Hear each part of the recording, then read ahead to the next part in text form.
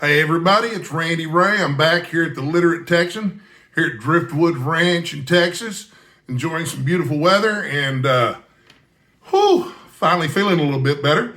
Wanted to talk about next month, February, my Sherlock Holmes TBR has somehow gotten up to 23 books. So I thought I'd show them off tonight. These are the 23 Sherlock Holmes books that I'm going to be reading for the event. It's not Holmes for the holiday, although that was my vote originally. It's Holmes is where the heart is, because of Valentine's Day, right? You get that? Anyway, I'm obsessed with Sherlock Holmes anyway. Y'all have to forgive me. I'm just getting over a cold. It was a nasty one, too. That might help a little bit. So, I'm going to show off my reading list, okay? First off, then I'm not going to read these in necessarily this order. But first off, I do want to show off this copy of On Conan Doyle by Michael Dirda. Michael Dirda is one of my favorite book writers. He writes for the Washington Post. He's won the Pulitzer for his criticism. This is a delightfully small but really informative book about Conan Doyle. And there's plenty in here about Sherlock Holmes. It's only 210 pages long. It takes no time to read it all. It's really entertaining. It's really informative. And I'm really excited to be reading it.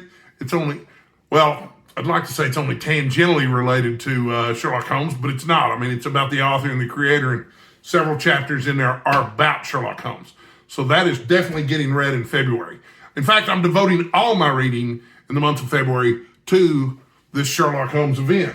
And I will list the co-hosts of this event in the description down below. Also, I'm going to be reading The Return of Mory Ary by John Gardner. This is not the same John Gardner who wrote Grendel. This is John Gardner, the crime author. Moriarty is Sherlock Holmes' great nemesis. He was only featured in a couple of stories. He's really only featured in one story, but he's mentioned in maybe two other stories, at least from the canon, which I'm going to talk about here in a little bit. But anyway, it was well reviewed. I'm looking forward to reading it. I also have, and this really is only tangentially related to Sherlock Holmes, this is the Uncollected Stories of Arthur Conan Doyle. 33 fascinating and diverse tales, 10 of them newly identified as the work of the master storyteller. And as you can see, I bought this at a library sale. This really doesn't have much to do with Sherlock Holmes at all, other than sharing the author. But I'm still reading it. It doesn't even match any of the, what do we call prompts. We've got prompts lined up for each week. And it doesn't even match any of those prompts. I've also got a book here called Shadows Over Baker Street, New Tales of Terror. It's about Sherlock Holmes entering the nightmare world of H.P. Lovecraft. Okay, the first story in this is by Neil Gaiman, and it is called A Study in Emerald. And it's absolutely fantastic. I've only read 2 stories in this book before. The second story was such a huge letdown after the brilliance of that first one that I didn't even read the rest of the book. But I will read the whole thing in February. And maybe I'll have a more nuanced view of the book as a whole after I read several of the stories. Some of the authors in here, I recognize their names. They're really cool. Neil Gaiman, of course. Caitlin Kiernan, Tim Levin, Richard Lupoff. I mean, these people aren't exactly slouches. James Lowder is one of my favorite authors. He writes a lot of short fiction, but he also does a lot of writing in the role-playing game industry. So I like James Lowder a lot. I also have The Exploits of Sherlock Holmes. These are written by Adrian Conan Doyle and John Dixon Carr. John Dixon Carr being perhaps most famous for being the master of the locked room mystery. But these are additional Sherlock Holmes stories, Adrian Conan Doyle being Sir Arthur Conan Doyle's son. So I don't know anything about the quality of these stories or whether they're good or not. I'm going to find out. But for a long time, those were the only official sequels to the Sherlock Holmes stories from the canon. Forgive me. My mouth gets really dry because of all the medications on it. Otherwise, I wouldn't drink in front of you. I don't like to drink in front of anybody unless I can offer them a drink too. This is called The Lost Adventures of Sherlock Holmes, and it's based on the original radio plays by Dennis Green and Anthony Butcher. I'm probably mispronouncing it, Anthony Butcher, but it's written by Ken Greenwald, So it's an adaptation of a bunch of radio plays. No idea whether this is good or not, but we're going to give it a shot, see what happens. Okay, now let's talk about the canon for a second, okay? There's 4 novels, and there's 56 short stories. There's 60 works in the canon total, and these are the original I was just about to say Star Trek. These are the original Sherlock Holmes stories, and the 4 novels are A Study in Scarlet and The Sign of the Four, which 2 novels came out before The Adventures of Sherlock Holmes and then The Memoirs of Sherlock Holmes. And so that's the first 4 books. And then at the end of The Memoirs of Sherlock Holmes is a short story called The Final Problem. And it's an old enough work now that I don't have to worry so much about spoilers, but Sherlock Holmes gets killed off in The Final Problem by his arch nemesis Moriarty, who I believe also falls to his death. And it's a wonderful story. But of course, the public clamored to bring Sherlock Holmes back. And so, in a sense, Arthur Conan Doyle did. He wrote a story that was set before The Final Problem, and it was a novel called The Hound of the Baskervilles, which is possibly the most famous and maybe the best thought of Sherlock Holmes novel out there. I think it's a little overrated, frankly, And then there were 3 more collections of short stories and 1 more novel. The other novel being The Valley of Fear, and then the other short stories collections were The Return of Sherlock Holmes, The Case Book of Sherlock Holmes, and His Final Bow. And I think that's all of them. There's 5 collections of short stories. There's 4 novels. It's 9 books total. I have a collected edition here, and it's in 2 volumes, but it's got all 9 books in them. So I will be rereading the entire canon in February, as well as the other books that I've shown you. But I'm not finished. I have a Kindle device, and I have several books that I've downloaded on the Kindle that I'm actually very excited, and these match some of the prompts too, as will become apparent. And let's see what we got here. Okay, I've got them all organized in one place.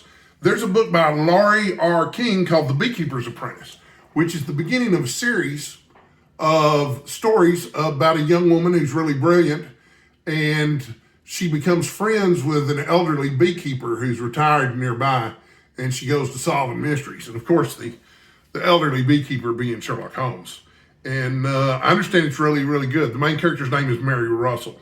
I believe eventually they form a romantic relationship and get married. I think there's an age difference there, but I'm no one to judge about that.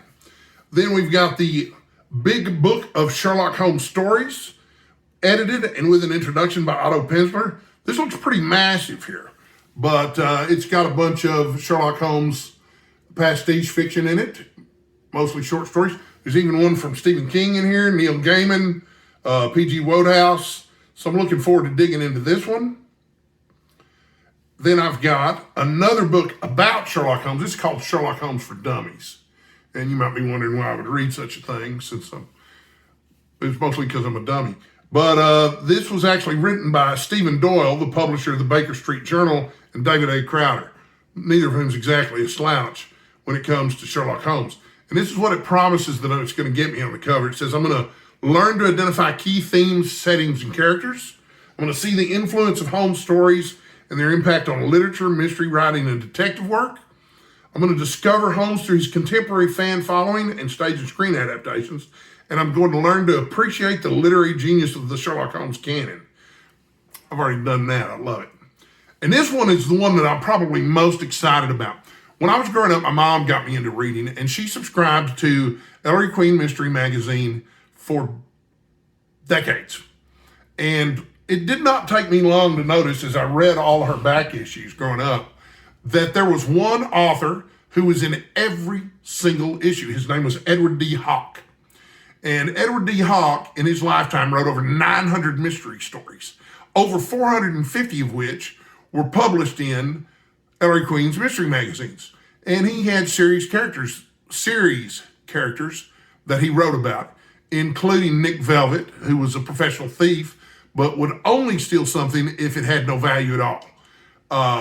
There was a character named Dr. Sam Hawthorne. I believe he was an elderly country doctor in the Midwest in the 1930s who solved mysteries. I could have some of that wrong, I don't remember. But he had a number of series characters like that. But he also wrote some pastiche fiction about Sherlock Holmes, and they're collected in this book, The Sherlock Holmes Stories of Edward D. Hawke.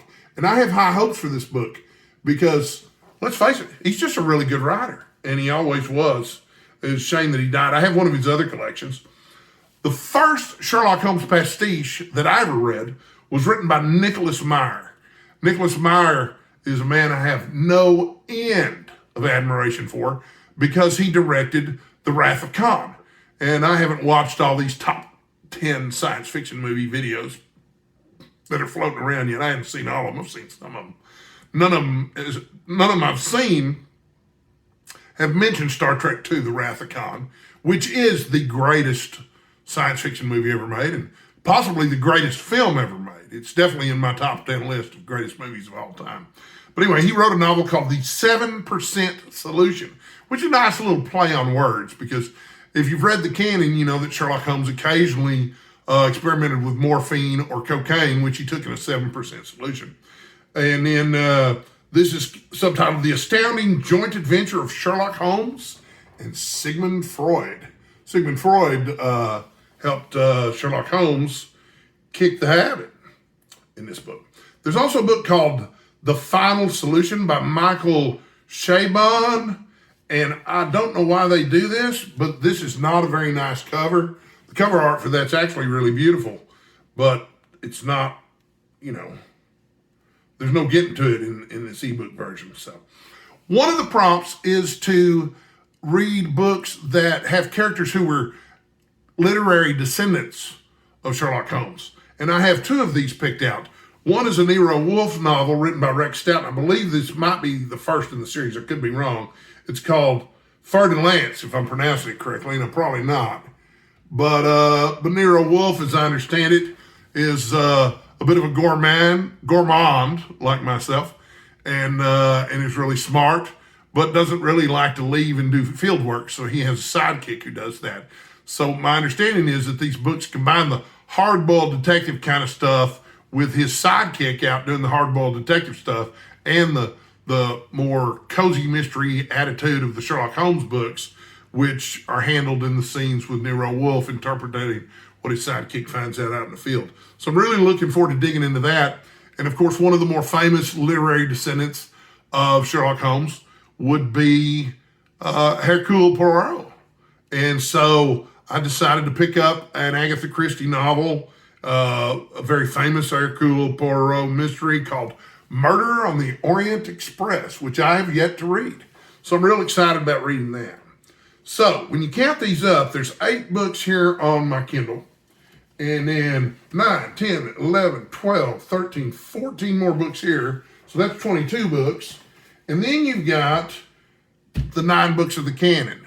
So 22 plus 9 is 31. I have a 31 book to be read list for February, all of which is related somehow to Sherlock Holmes.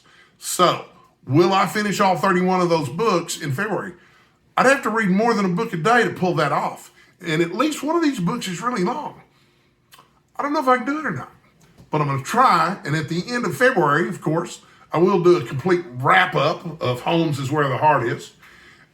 And of course, the only videos that I'm probably going to make for the month of February are all going to be related to this project, which I'm co-hosting along with,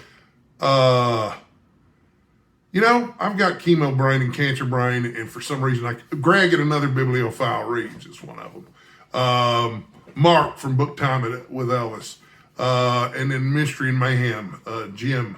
And if I'm leaving anybody off, I apologize. The brain is starting to get tired today, and I'm not remembered. But anyway, I'm looking forward to reading Sherlock Holmes and talking about Sherlock Holmes all month in the month of February. And I hope you're as excited about it as I am, but that'd be hard to do because I am really excited. Until I post another video, which hopefully will be soon. I promised to post this one this morning, and heck, it's 8:30 at night here at Driftwood Ranch. But I got to it eventually. But anyway, until then, stay sexy, take care of yourself, and I'll see you in the next video.